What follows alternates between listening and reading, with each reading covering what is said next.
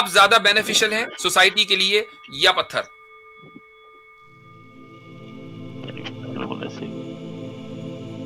मेरे लिए तो पत्थर है।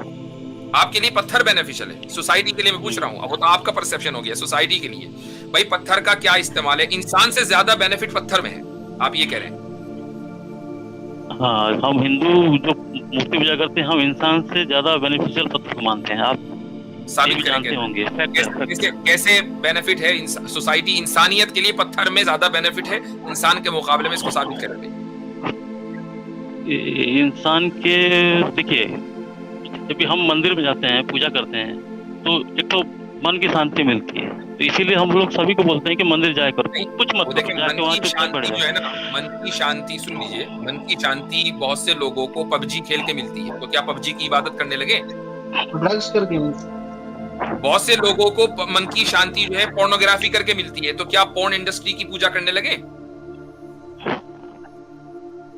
तो बात मन की शांति की नहीं हो रही है, बात ये हो रही है कि आपने ये कहा कि पत्थरों में बेनिफिट ज्यादा है इंसान के मुकाबले में। अब आप ये साबित करें कि कैसे है, इंसान का बेनिफिट ज्यादा है कि पत्थर का बेनिफिट ज्यादा है?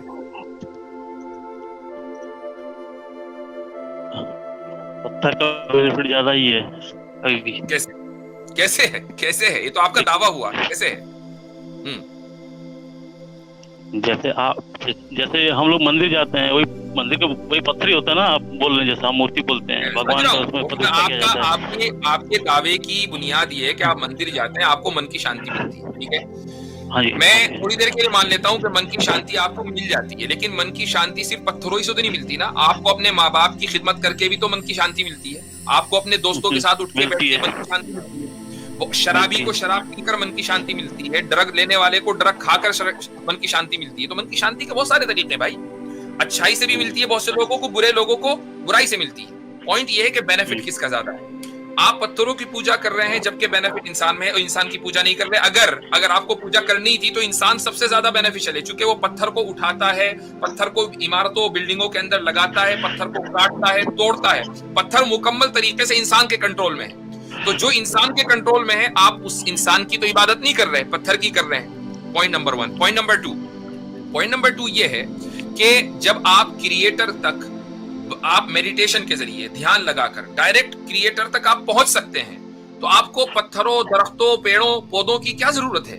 क्यों आपको वहां पर मन की शांति चाहिए? मन की शांति तो आपको मेडिटेशन से मिल ही रही है, और नहीं मिल रही है तो फिर मेडिटेशन क्यों कर रहे हैं? आपकी बात सही होगी, किंतु मैंने यूट्यूब पे भी देखा था, टीवी में देखा था कि भगवत गीता में भगवान श्री कृष्ण ने एक बात कही थी कि तुम किसी की भी पूजा करो, घूम फिर के वो मेरे पास ही आएगा। नहीं, सुने जरा, एक बात सुने। तो ये जो फिर भगवत गीता के अंदर ही, सॉरी भगवत आपने लिखा है, उसके दूसरे अध्याय के अंदर लिखा है कि जब कोई स्मृति श्रुति यानी वेद से टकराती है, यानी वेद जो धर्म का परम प्रमाण है, मनुस्मृति के अध्याय 2 श्लोक 11 के अनुसार, जब कोई वेद से, अन्य शास्त्र वेद से टकराता है, तो वेद के प्रमाण को उत्तम जाना जाएगा, उसको स्वीकार किया जाएगा। तो भगवत गीता अगर ये कहती है तो वो वेद के विरुद्ध जा रही है, हमने उसको मानते हैं। Point number 1। नंबर 1। नंबर 2, उसी भगवत गीता के अंदर भी फिर लिख दिया है, अध्याय 16 श्लोका 23 और 24 में, यह शास्त्र विधि मुस्त्रज्य वर्तते कामकारतः, ठीक है। और आगे उसके बारे में बोला गया कि न सुखम न सुखम न अवापनोति, ठीक है, न सुखम न पराम गतिम। ये अल्फाज बोले गए कि जो शास्त्रों से हटकर कोई बात काम करने की कोशिश करता है, तो शास्त्रों में परम प्रमाण किसका है? वेद का। जब वेद ने ये बात सिद्ध कर दी कि ईश्वर के अलावा, परमात्मा के अलावा जो आकृति या प्रकृति की पूजा पाठ में, उपासना में लगेगा, वो अंधकाल के अंदर अविद्या में चला जाएगा। याद रखें, वेद का खुद शब्द का अर्थ क्या है? ज्ञान। वेद ज्ञान प्रकाश करते हैं। जब कोई बंदा अधर्म की तरफ जाता है, वो प्रकाश से दूर होकर अंधकाल की तरफ जाता है। यानी वेद से दूर होना, अंधकाल की जानिब जाना, मानो नरक में जाना है, क्योंकि ईश्वर के प्रमाण को मानना ही आपको विद्या मिलती है उससे। एक तो ये चीज है। दूसरी मैं आपसे पूछना चाहता हूँ, ये तो हो गई मुफ्ती साहब की बात के ऊपर, एंड यजुर्वेद से हमने दे दिया आपके सामने, वेदों से दे दिया। दूसरा सवाल मैं आपसे पूछता हूँ, ये जितनी मूर्तियां हैं, वो श्री कृष्णा की हों, गणेश की हों, श्री राम जी की हों, ठीक है, हनुमान जी की हों, ये किसी समय में आए थे, ये अतीत का हाँ जी। एक अंग है, एक कथा है, इतिहास का हिस्सा है। क्या हाँ जी। समय इन पर समय का आरंभ या समय का जोर चला? चला। हनुमान चला। जन्मे, हनुमान के माता पिता भी हैं, श्री राम के माता पिता हाँ। भी हैं। इसका मतलब ये है कि सब श्री जन्म राम लिए एक मृत्यु समय लिए में, हैं, कहने का मतलब। हाँ, हाँ। एग्जैक्टली इसका मतलब है जिनकी मूर्ति बनाई जा रही है किसी समय में वो नहीं थे, हाँ ऐसा ही जी। है। तो हाँ मैं जी। जानना चाहता हूं जिस समय श्री राम नहीं थे उस समय पूजा कैसे होती थी? सिंपल बात है। श्री राम। हाँ। हाँ, श्री राम नहीं थे, श्री कृष्ण नहीं थे, हनुमान नहीं थे, इसका मतलब है ये आकृतियां, ये मूर्तियां भी नहीं थी। जो मूर्तियां नहीं थी उस समय पर जो विद्वान जिस तरह पूजा करते थे, एकम एविदित्यम, एक ईश्वर की, ठीक है, न तस्य प्रतिमास्ति, ये जुर्वेद कहती है, वो बॉडीलेस और फॉर्मलेस पूजा किया करते थे। तो फिर उसी तरह ही पूजा की जाएगी, सिंपल। और जब आप एक ईश्वर को खुद मानते हैं कि वो सर्वव्यापक है, खुद आपने कहा अभी थोड़ी देर पहले सर्वव्यापक है, तो सर्वव्यापक है तो फिर मूर्तियों में क्यों उसको कैद करते हो? कॉमन सेंस की बात है। सर्वव्यापक मूर्तियों में कैद कहाँ होता है? मंदिर में कैद कहाँ होता है? उसका अपमान नहीं होता। उसकी कैद पूजा नहीं करो या ना करो, उसका कोई अपमान नहीं है। हाँ, हमारा फायदा है। मिसाल के तौर पर ये जो मैंने सर जी वास करता है वहाँ पे, मतलब बैठते नहीं हैं नहीं वहाँ पे। निवास वो करता है जब ये कहना पड़े कि वो सर्वव्यापक नहीं है। मैं निवास कहाँ करता हूँ? एक दिशा में, एक मकान में, एक जगह में। सर्वव्यापक को निवास करने की क्या जरूरत है?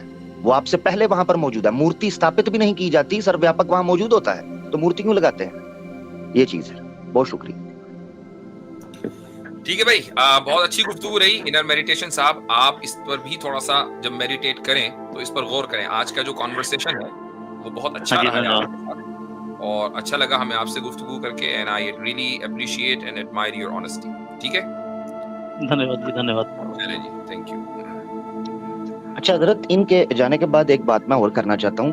मैं जी। चाह रहा था इनका कंक्लूड हो जाए तो मैं एक नुक्ता रखूं। ये जितने हमारे दोस्त सुन रहे हैं जरा इस पे भी गौर करना। इनर मेडिटेशन वाले ये जो भाई गए हैं, जो लोग भी इनर मेडिटेशन को या फोकस को, कंसंट्रेशन को और इनर फोकस को ध्यान देते हैं, मुझे बताओ जब भिन्न भिन्न प्रकार की यानी फोकस को, कंसंट्रेशन को और इनर फोकस को ध्यान देते हैं, मुझे बताओ जब भिन्न भिन्न प्रकार की यानी मल्टीपल मूर्तियां आपके सामने होंगी, शक्लें सामने होंगी, तो फोकस कैसे होगा? कंसंट्रेशन करो। जो इनर मेडिटेशन को या फोकस और कंसंट्रेशन को भी कंसीडर करते हैं ना, एक्नॉलेज करते हैं, वो भी तौहीद के बगैर चल ही नहीं सकते। क्योंकि जब आपने इतनी मल्टीपल मूर्तियां बनाई होंगी, आप फोकस भी नहीं कर पाओगे। जब जब आप मेडिटेट करेंगे तो वही आती रहेंगी जहन में। वही आती रहेंगी और फिर आप